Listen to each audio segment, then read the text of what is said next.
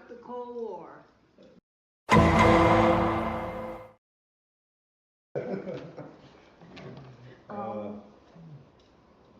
The Cold War, as I understand it, my memory's not that good, started in about 1948 and lasted close to 50 years, 1991, something like that. And so I was 10 years of age when the Cold War broke out, so I didn't have a whole lot of knowledge about it.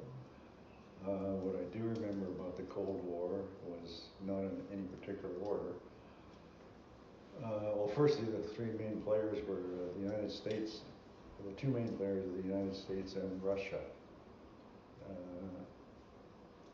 And President Roosevelt, I think. Yeah. And the head honcho of Russia, Joe Stalin, and Chamberlain from Great Britain, I think. Mm-hmm. What I remember in no particular order is the Cuban Missile Crisis, which was as close as I think we've ever come to nuclear war. I remember a bit about Cuban. Yeah. Yeah. It was for And the Kennedy was step the away one from that smoothed things out. Right. I remember that, and I remember That's about, listening to my parents talk about it, because I was maybe 15 years old then. I was more interested in other stuff, but I remember then, so it was pretty scary times. And once again, we're living in pretty scary times. It's interesting, kind of what Larry said. And I remember the Berlin Wall coming. The Berlin Wall came down, or did it go up? Came down. I think yeah. down, and the Soviet Union collapsed Right. at the time. That's what all I remember.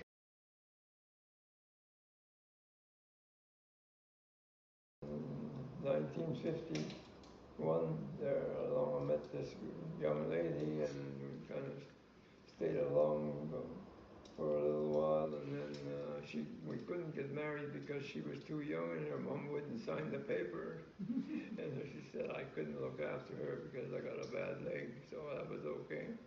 And then, so we have to wait till March.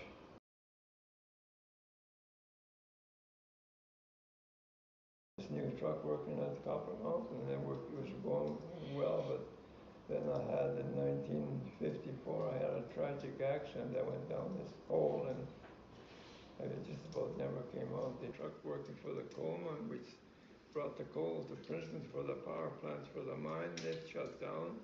But they bought all their timbers and stuff from the sawmill, it shut down.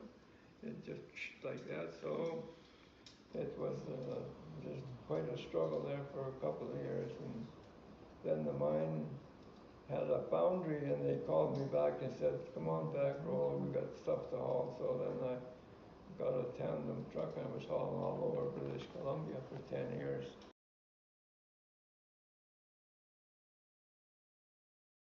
Born and raised in Regina, Saskatchewan, the home of the Saskatchewan Rough Riders.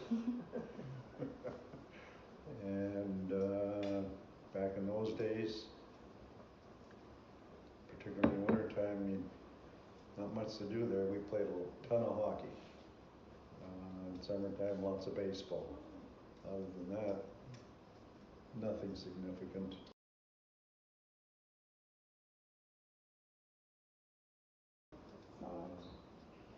And my mom and dad felt the same way about particularly the Cuban missile crisis. How it affected us economically, I don't know. I've got a clue. I don't think we had any problem during that time.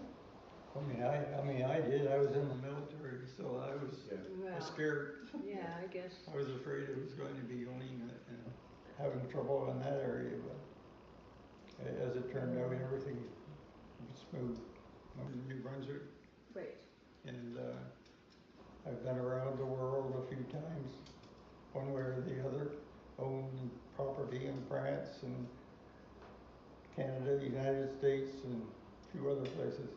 And you were in the Canadian or American Air Force? Canadian Air Force. Yeah. And during what world events were happening while you were in the Air Force? Like what kind of things did you Actually, witness? the Cuban Missile course, That's when was you were there. about the only thing that Yeah. I had wartime. Right. So how did that affect you in the sense of like, what did the people around you think of it, and how did that affect how you saw the people around you? And We didn't know how lucky we were, that's for sure.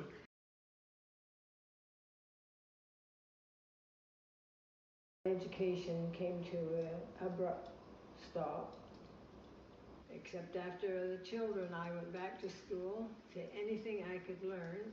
They had classes that you could attend, and I took them probably 6 months, and then I'd come home because the children were out of school. Right. When I went back to college, about when I was 40. Found myself a job at City Hall, and I worked at City Hall in Regina for 16 years, and during that time I went, for 5 years I went to university classes two nights a week for 5 years, and got a degree in.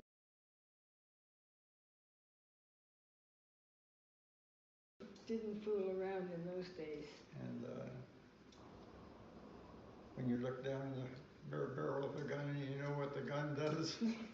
It was the best time of our lives. That's what it was. After things settled down, I mean, Yeah. there wasn't a shortage of food, at least not in our home. What scared you the most? Or what maybe your parents would scared them? I don't know, not really hardly anything. Were you guys afraid of, were you afraid of anything when you were growing up at all? No, Was the I most wasn't- scary thing the missile crisis? Never had anything to be afraid of. There's one bully on my block that I was kind of afraid of. Yeah? What'd you do? Well, it's a funny story. He backed off and never bothered us again. But that's not what you're asking, really.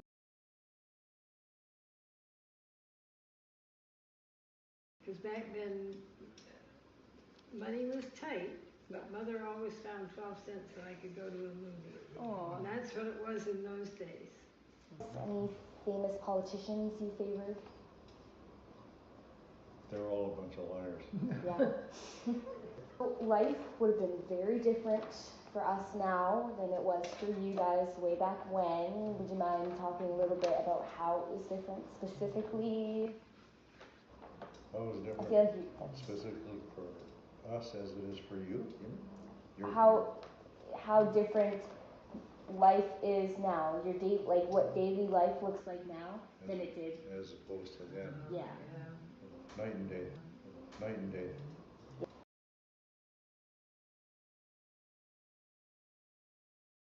I am thankful that I am the age I am, and that I'm on my way out, as opposed to dealing with what you're going to have to deal with. Rolling it back to when we were in our 30s and 40s and 50s, life was a lot simpler then Yeah. than it is now. We're probably lucky right now that we're on our way out. It's not looking too promising.